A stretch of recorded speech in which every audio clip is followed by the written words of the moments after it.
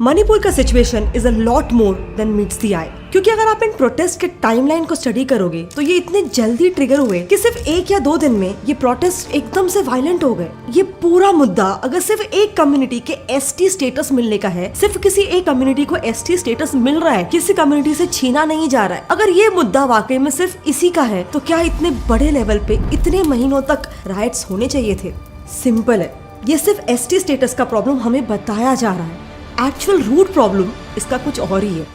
And सबसे बड़ा question जो इस पूरे मणिपुर इशू पे निकल रहा है कि सब लोग इस इशू पे साइलेंट क्यों है, गवर्नमेंट साइलेंट क्यों है? Centre, state and different law enforcing agencies ने इस इशू पे एग्जैक्टली क्या मेजर्स लिए हैं, उन मेजर्स ने इस पूरे इशू को कैसे इन्फ्लुएंस किया है, और वो कौन से सोल्यूशंस है जो अब तक मणिपुर क्राइसिस में इम्प्लीमेंट नहीं किए गए। इन सबको समझने के लिए हमें स्टार्ट करना होगा मणिपुर क्राइसिस के रूट कॉजेस से। एंड आपको मणिपुर वायलेंस के रूट कॉजेस को समझने के लिए पहले इस पूरे मुद्दे के 5 इंपॉर्टेंट डेट्स को समझना होगा। 20 फरवरी, इस दिन मणिपुर गवर्नमेंट ने अपने एविक्शन ड्राइव के जरिए मणिपुर के चुराचांदपुर खोपम प्रोटेक्टेड फॉरेस्ट एरिया के सोंगयांग विलेज के सारे बिल्डिंग्स और सेटलमेंट्स को डिमोलिश कर दिया, और ऐसा बताया गया कि ये डिमोलिशन रातों रात हुआ, जिसका कोई भी लीगल नोटिस इन सेटलमेंट्स को नहीं जारी किया गया। नाउ ये एक्चुअली काफी कम लोग जानते हैं, लेकिन 20 फरवरी का डेट इस प्रोटेस्ट के लिए बहुत ज्यादा इंपॉर्टेंट है, क्योंकि ये एक कुकी मेजोरिटी विलेज था। इस सोंगयांग गांव में एक चर्च भी था जिसका भी डेमोलिशन करवाया गया था, जिससे ये पूरे मुद्दे में रिलीजियस एंगल आ गया। फिर आते हैं प्रोटेस्ट के मेजर स्पार्क पे। 20 अप्रैल, मणिपुर हाई कोर्ट ने स्टेट गवर्नमेंट को डायरेक्ट किया कि मैती कम्युनिटी को भी अब शेड्यूल ट्राइब का स्टेटस मिलना चाहिए, एंड यही बात कुकी कम्युनिटी के लोगों को पसंद नहीं आई। कट टू 27 अप्रैल, मणिपुर के सीएम बीरेन सिंह एक ओपन जिम के इनॉग्रेशन के लिए चुराचंदपुर जाने वाले थे, लेकिन इस प्रोग्राम के बस एक रात पहले चुराचंदपुर में राइट्स होना शुरू हो गए, जहाँ कुछ मॉबस्टर्स ने वो जिम जहाँ वो जाने वाले थे उसे और वहाँ के स्टेज को कम्प्लीटली जला दिया। कट टू 1 में, all tribal students union Manipur ATSUM, जो कुकी डोमिनेटेड ग्रुप है, उन्होंने 3 मई को एक पीसफुल प्रोटेस्ट ट्राइबल सॉलिडारिटी मार्च करने का अनाउंसमेंट किया। एंड लास्टली 3 मई, ये पूरा सिचुएशन मणिपुर का इतना ज्यादा वायलेंट हो गया कि बस एक ही दिन में 16 में से 10 डिस्ट्रिक्ट्स में कर्फ्यू इम्पोज करना पड़ा। अगर बात सिर्फ एसटी स्टेटस की होती तो अगेन ये पूरा इशू इतना जल्दी नहीं भड़कता। ये इतना मेजर प्रोटेस्ट शुरू हो रहा है कुछ ऐसे फॉल्ट लाइन की वजह से जो आज से कई सालों पहले से इन कम्युनिटीज को रेडिकलाइज करके उन्हें आपस में ही बांट रहे हैं। लेकिन before understanding the root cause of Manipur protest, आपको मणिपुर और उसके बॉर्डरिंग रीजन्स का डेमोग्राफी समझना बहुत ज्यादा इंपॉर्टेंट है। अब अगर आप नॉर्थ ईस्ट का ये मैप देखो तो मणिपुर के ऊपर नागालैंड है और वो मोस्टली नागा डोमिनेटेड है। फिर मणिपुर के नीचे स्टेट मिजोरम है और उसके राइट में म्यांमार का चिन रीजन पड़ता है। ये दोनों भी एरियाज कुकी ट्राइब डोमिनेटेड है, और बीच में पड़ता है मणिपुर, जिसका हिल्स अगेन कुकी डोमिनेटेड है, लेकिन उसका जो वैली एरिया है वो Meitei dominated Imphal valley region है। एग्जैक्टली वही एरिया जो इन तीनों भी कम्युनिटीज के क्लैशेस का एक प्लेग्राउंड बन चुका है, क्योंकि मणिपुर काफी टाइम से बहुत सारे प्रॉब्लम से डील कर रहा है। Let's first start with Poppy cultivation. 17 मई को जब सुप्रीम कोर्ट ने करंट वायलेंस और पूरे इस मणिपुर इशू पे सेंट्रल और स्टेट गवर्नमेंट से सवाल किया था, तब उन्होंने हिली एरियाज में illegal immigrants and illicit Poppy cultivation पर जो उन्होंने क्रैकडाउन किया था, उसे एक मेजर रीजन बताया इस पूरे प्रोटेस्ट के पीछे। अब अगर आपको पता नहीं तो मैं बता दूं, म्यांमार के बॉर्डर से लगे सभी नॉर्थ ईस्टर्न स्टेट्स असल में इनफेमस गोल्डन ट्रायंगल से बिल्कुल लगे हुए हैं। Golden triangle basically 9,50,000 square meters में फैला हुआ वो एरिया है जो म्यांमार, लाओस और थाईलैंड के माउंटेनियस रीजन्स को मिला के बनता है। ये एरिया पूरे वर्ल्ड का 2nd लार्जेस्ट ओपियम प्रोड्यूसर है। अब इस बात को जब हमने इंडिपेंडेंटली भी वेरीफाई किया तो रिसर्च गेट में पब्लिश एक रिसर्च आर्टिकल के अनुसार मणिपुर के मैप पर ये जो म्यांमार से लगकर 5 एरियाज हैं, उन एरियाज में इलिसिट पॉपी कल्टीवेशन बहुत ज्यादा कॉन्सेंट्रेटेड है। यही वजह है कि एनडीटीवी ने भी अपने रिपोर्ट में कोट किया था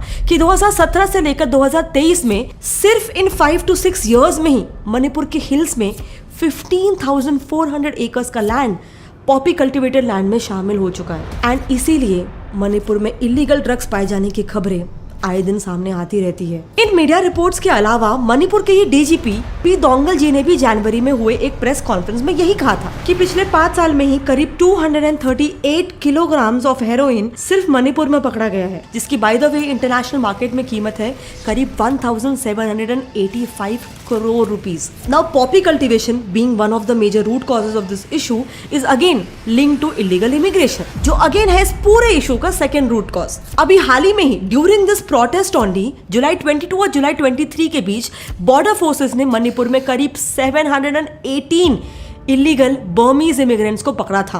बर्मीज यानी कि of course present day Myanmarese immigrants, जिनमें से भी कईयों के पास तो इंडिया के ऑफिशियल आधार कार्ड्स भी थे। नाउ द क्वेश्चन इज कि ये म्यांमार के इलीगल इमिग्रेंट्स हमारे पॉलिटिकल बॉर्डर्स में इतने अंदर तक कैसे पेनिट्रेट कर पाते हैं? रीजन है free movement regime. Actually Manipur Myanmar के साथ एक 400 किलोमीटर्स का ओपन बॉर्डर शेयर करता है, जिसमें officially signed India Myanmar free movement regime की वजह से बॉर्डर पे रह रहे ट्राइब्स करीब 16 किलोमीटर्स तक दोनों भी कंट्रीज के अंदर फ्रीली मूव कर सकते हैं for 3 days at a time without any visa restrictions. साल 1949 में ये अग्रीमेंट इंडिया और म्यांमार ने इसीलिए साइन किया था ताकि आज़ादी के बाद भी दोनों भी देशों के बॉर्डर्स पर बसने वाले जो ट्राइब्स थे, जो दोनों देशों के बीच बढ़ गए थे, वो आपस में हार्मोनियसली एग्जिस्ट कर सके। बट अब इस छूट का गलत इस्तेमाल हो रहा है, जिसमें होम मिनिस्ट्री की एक रिपोर्ट के अनुसार एटलीस्ट 563 इंसर्जेंट्स इन्वॉल्व्ड है एंड एज अ रेपरकशन आज तक आए दिन इलीगल इमिग्रेंट्स पकड़े जाने के केसेस नॉर्थ ईस्ट से आते रहते हैं। 1 अक्टूबर 2021 को करीब 14 म्यांमारीज इम्फाल एयरपोर्ट पे पकड़े गए थे, जिनके पास कोई प्रॉपर डॉक्यूमेंट्स भी नहीं थे। वेरी सरप्राइजिंगली उसके जस्ट एक हफ्ता पहले मणिपुर के एक मेजर नागा लीडर अथवान अबोनमाई को करीब 20 अनआइडेंटिफाइड गनमैन ने अबडक्ट करके मार डाला था, क्योंकि वो मेजरली वैली और हिल्स के बीच पीस फैलाने के लिए फेमस थे। अब एक्चुअली ना ये इलीगल इमिग्रेशन काफी पहले से ही चालू था, लेकिन 2021 में म्यांमार में एक ऐसा इवेंट हुआ जिसके बाद से नॉर्थ ईस्ट में इमिग्रेशन का नंबर एकदम से शूट अप हो गया। The military Koo of Myanmar government जो हुआ था 1 फरवरी 2021 को। बेसिकली म्यांमार में मिलिट्री डिक्टेटरशिप हमेशा से ही बहुत कॉमन रहा है, क्योंकि 1948 में आजाद होने के बाद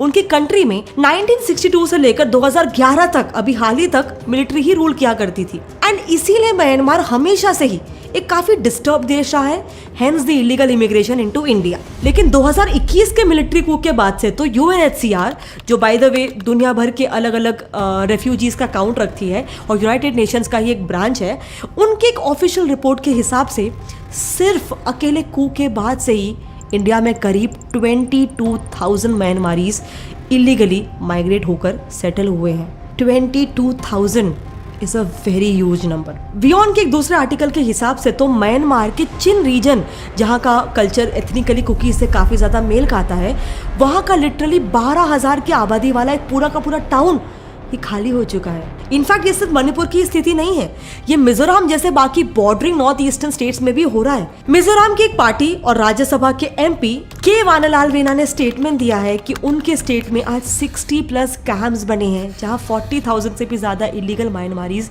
सेटल्ड है आज की डेट में। मिजोरम अगेन एक ऐसा स्टेट है जो एथनिकली कुकी या तो फिर डोमिनेटेड है या फिर उनका कल्चर कुकी से काफी ज्यादा मिलता जुलता है, एंड इसीलिए इनके कल्चर में कैमोफ्लेज होकर मिक्स हो जाना बहुत ज्यादा ईजी हो जाता है। अब again like a vicious circle, ये इलीगल इमिग्रेशन दूसरे प्रॉब्लम्स को ज्यादा इंक्रीज कर देता है, जैसे डिफॉरेस्टेशन, क्योंकि ये इमिग्रेंट्स रहेंगे कहाँ? ऑफ कोर्स हिली फॉरेस्ट में, जंगलों में, विच इन टर्न इंक्रीजेस डिफॉरेस्टेशन और डेमोग्राफिक चेंज, जो है मणिपुर वायलेंस का थर्ड रूट कॉज। डिफॉरेस्टेशन का इशू इसलिए काफी ज्यादा इंपॉर्टेंट है क्योंकि पहले तो ये सिंबलाइज करता है राइज इन इलीगल इमिग्रेशन को, एंड दूसरी बात, पॉपी कल्टीवेशन के लिए पेड़ों को काट कर समतल जमीन बनाने की जरूरत पड़ती है, इसीलिए डिफॉरेस्टेशन का रेट बढ़ना यानी दोनों तरफ से रेड फ्लैग होता है। ग्लोबल फॉरेस्ट वॉच, इस इंटरनेशनल फॉरेस्ट कवर वॉचडॉग का डेटा और हमारा नेशनल हिंदुस्तान टाइम्स का रिपोर्ट, ये दोनों ही कहता है कि साल 2001 से 2021 के बीच मणिपुर में टोटल 22% ट्री कवर यानी कि फॉरेस्ट एरिया का लॉस हुआ है मणिपुर के सीएम ने भी खुद इस बात को कंफर्म भी किया है कि म्यांमार के इमिग्रेंट्स पॉपी कल्टीवेशन के लिए फॉरेस्ट को भारी मात्रा में क्लियर करते जा रहे हैं। ये मुद्दा इनफैक्ट मणिपुर स्टेट असेंबली में एक local party Janata Dal United JDU के एमएलए के जॉय किशन ने भी उठाया था, जिसमें उन्होंने स्पेसिफिकली पॉइंट आउट किया था कि हिली एरियाज में पॉपुलेशन का ग्रोथ साल 1971 से लेकर 2001 तक सिर्फ 153.3% ही बढ़ा है, बट उसके बाद 2001 से 2011 के बीच अचानक से ये पॉपुलेशन 251% से इंक्रीज हुआ है। सिमिलर पैटर्न वैली में भी देखने को मिलता है। 1971 से 2001 तक 94.8% इंक्रीज इन पॉपुलेशन हुआ है और फिर 2001 से 2011 के बीच सडनली 125% पॉपुलेशन इंक्रीज हुआ है। द हिंदू की भी ये रिपोर्ट कहती है कि मणिपुर का population growth is very unnatural. So देखो, ये कुछ इश्यूज है जो मणिपुर काफी टाइम से फेस करता आ रहा है। Poppy cultivation, illegal immigration, deforestation, ये सब तो मणिपुर में सालों से चलता आ रहा है। सो ये अभी 2021 के प्रोटेस्ट को कैसे ट्रिगर कर सकता है? वेल, प्रॉब्लम मणिपुर में ये हुई है कि इन्हीं इश्यूज को देखते हुए अभी हाल ही में मणिपुर स्टेट असेंबली ने पॉपुलेशन कमीशन और एनआरसी इंप्लीमेंट करने का एक रेजोल्यूशन अडॉप्ट किया था। इस रेजोल्यूशन के बाद मणिपुर की गवर्नमेंट ने इलीगल इमिग्रेंट्स और उनके सेटलमेंट्स को आइडेंटिफाई करने के लिए साल 2019 में एक स्पेशल यूनिट भी बनाया था। इसके बाद उन्होंने लोकल से भी इलीगल इमिग्रेंट्स को पकड़वाने की मदद मांगी और उन्हें पहचानने के लिए बाद में उन्होंने एक हाउस टू हाउस सर्वे भी लॉन्च किया और फाइनली ग्रीन मणिपुर मिशन नाम से उन्होंने कैंपेन भी लॉन्च किया था, जिससे डिफॉरेस्टेड लैंड वापस से रिस्टोर किया जा सके। ऑल्सो 2017 से लेकर 2019 तक मणिपुर पुलिस ने इसी कैंपेन के तहत 2858 एकर्स और 2020 से लेकर फरवरी 2021 तक सिर्फ एक साल में 1420 एकर्स ऑफ पॉपी प्लांटेशन को कंप्लीटली डिस्ट्रॉय भी किया था। नाउ इसी कैंपेन के अंडर पूरे मणिपुर इशू का सबसे कंट्रोवर्शियल डिसीजन भी इंप्लीमेंट किया जाने लगा, which is eviction of illegal settlements. But हाँ, with proper legal notice, unlike जैसा नैरेटिव स्प्रेड किया जा रहा है। पिछले साल 18 मई के दिन मणिपुर के डिविजनल फॉरेस्ट ऑफिसर डीएफओ द्वारा करीब 10 इलीगल सेटलमेंट्स के विलेज चीफ्स को ये नोटिस भेजी गई थी, जिसमें उन विलेज चीफ्स को अपने विलेज के लैंड के लीगल डॉक्यूमेंट्स फॉरेस्ट डिपार्टमेंट के सामने शो करने को कहा गया था। ऐसा ही सेम प्रोसेस हुआ था जो हमने इंट्रो में केस बात किया था 10 फरवरी के के सोंगजांग विलेज के एविक्शन के लिए। एक ऐसे ही शो कॉज नोटिस पिछले साल अगस्त 10 के दिन चुराचांदपुर खोपुम प्रोटेक्टेड फॉरेस्ट में जो स्थित के सोंगजांग विलेज था उसके विलेज चीफ को भी दी गई थी, जहां फिर बाद में आगे जाके 20 फरवरी को एविक्शन का ड्राइव कंडक्ट हुआ था। यानी बेसिकली ये जितने भी एविक्शन ड्राइव्स कंडक्ट किए जा रहे हैं उनमें लीगली उन गांवों को प्रायर नोटिस दी जा रही है, अनलाइक जो इलीगल सेटलमेंट्स क्लेम कर रहे हैं। इनफैक्ट यही वजह है कि इवन जो नागा सिविल बॉडीज है जो शेड्यूल ट्राइब के मुद्दे पर तो सरकार के एकदम अगेंस्ट खड़ी है, वो भी इस इलीगल सेटलमेंट्स के एविक्शन में उन्हें फुल्ली सपोर्ट कर रही है। नाउ मणिपुर की सरकार ने के सोंगजांग विलेज को इलीगल मानकर उसे एविक्ट करने का डिसीजन इसीलिए लिया था क्योंकि आप बिलीव नहीं करोगे, लेकिन ये पूरा का पूरा विलेज 2021 से पहले एग्जिस्ट भी नहीं करता था। आप खुद भी गूगल अर्थ पर जाकर इसको वैलिडेट कर सकते हो। अब चलो बात करते हैं one of the major triggering points के ऊपर कि के सोंगजांग विलेज का एविक्शन विदाउट नोटिस कैसे हो। सो जब 20 फरवरी के एविक्शन ड्राइव के बाद फॉरेस्ट डिपार्टमेंट के एक्शन पर सवाल उठने लगे, तब उन्होंने भी अपनी तरफ से एक डिटेल क्लैरिफिकेशन दिया, citing proper laws and supreme court के जजमेंट्स। फॉरेस्ट डिपार्टमेंट के अकॉर्डिंग 3 से 4 मेजर पॉइंट्स है जिन्हें हर किसी को बहुत अच्छे से समझना चाहिए। के सोंगजांग विलेज जिस फॉरेस्ट में था, चुराचांदपुर खोपुम प्रोटेक्टेड फॉरेस्ट, इसके एक्सटर्नल और इसमें मौजूद सभी छोटे मोटे सेटलमेंट्स के इंटरनल बाउंड्रीज 1966 में ही मणिपुर एक्स्ट्राऑर्डिनरी गैजेट इस सर्कुलर के जरिए सबके सामने रख दिए गए थे। और सिंस ये नोटिफिकेशन इंडियन फॉरेस्ट एक्ट 1927 का पार्ट था, इसी एक्ट का सेक्शन 30C कहता है कि अपने सेटलमेंट्स के बाउंड्रीज के बाहर कोई भी इंसान एक प्रोटेक्टेड फॉरेस्ट में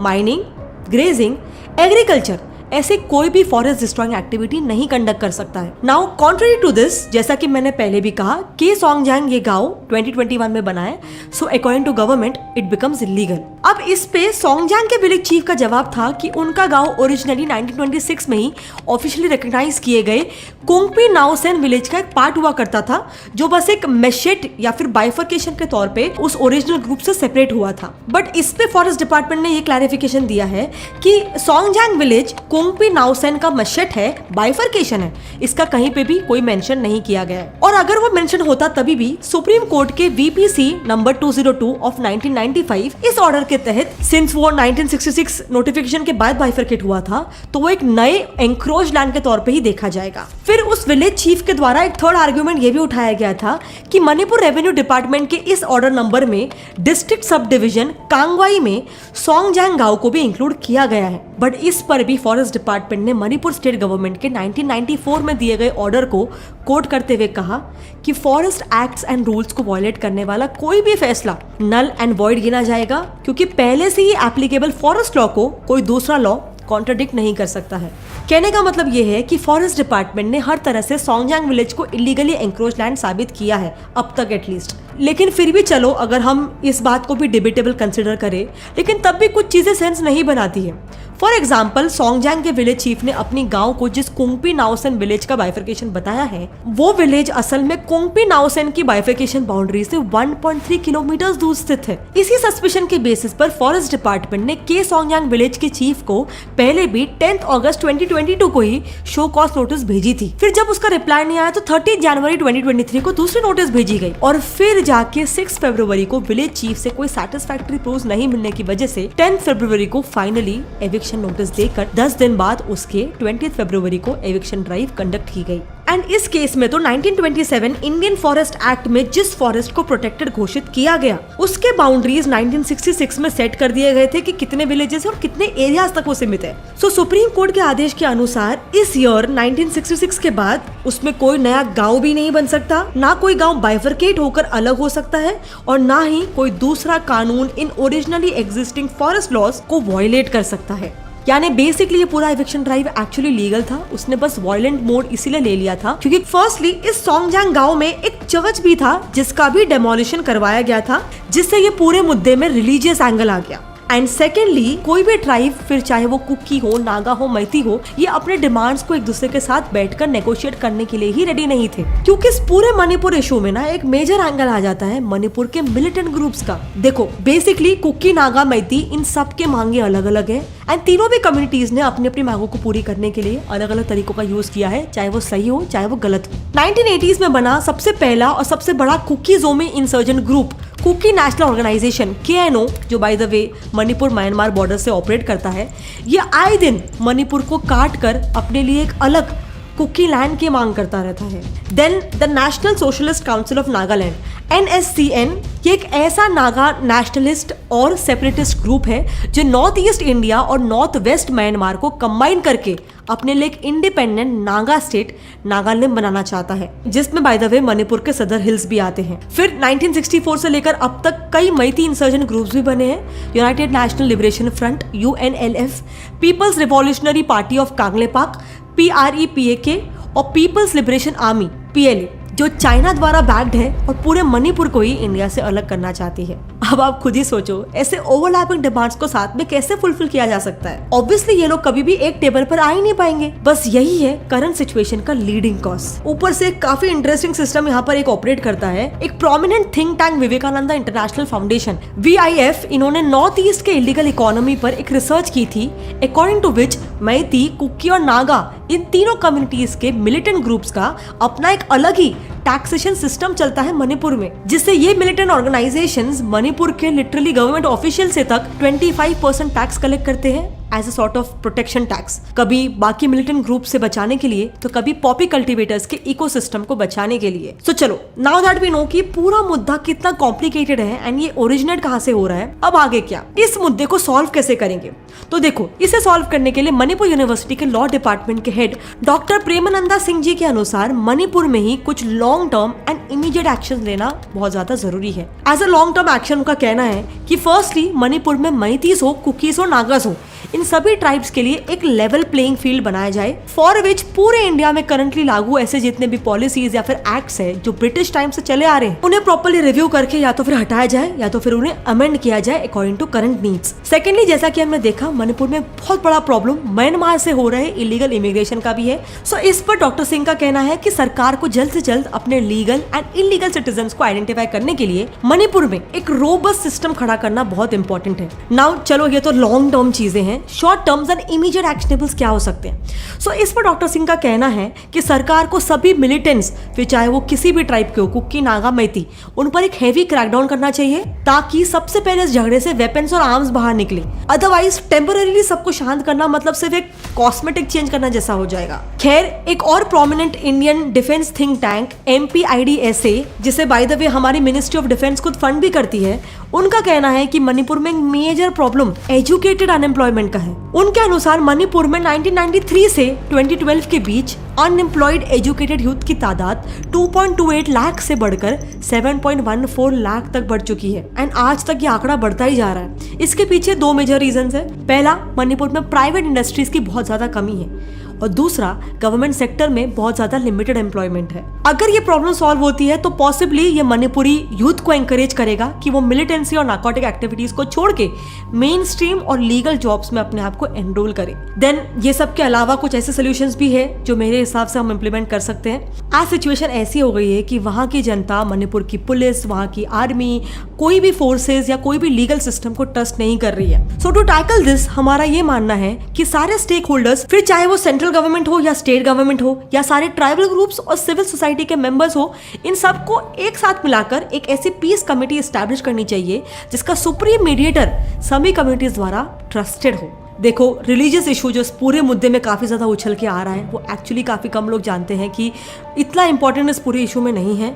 मैती ट्राइब्स में भी बहुत सारे क्रिश्चियंस हैं। इनफैक्ट मैतीज खुद ये कह रहे हैं कि हमें क्रिश्चियनिटी से प्रॉब्लम नहीं है। इनफैक्ट मणिपुर में सबसे पहले क्रिश्चियनिटी को अपनाने वाले खुद मैतीज ही थे, तो इसीलिए उनके हिसाब से ये पूरा झगड़ा रिलीजन को लेकर नहीं है। बट अगर NRC इंप्लीमेंट हो तो चाहे वो इलीगल नागा हो, इलीगल मैतीज हो, इलीगल कुकीज हो, सबको पकड़ा जाए और उन्हें एविक्ट किया जाए देश से। नाउ वैसे तो इस पूरे इशू में एक और एक मेजर क्वेश्चन ये उठ रहा है कि हु आर द ओरिजिनल मणिपुरीज।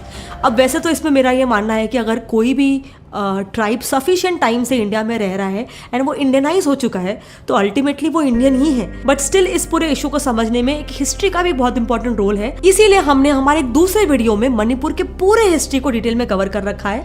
अगर आप वो वीडियो देखना चाहते हो तो आप यहाँ पे लेफ्ट पे क्लिक करके उसे देख सकते हो।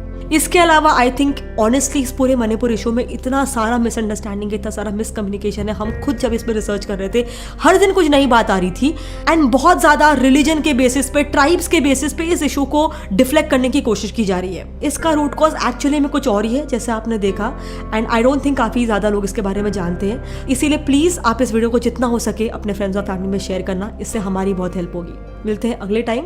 जय हिंद।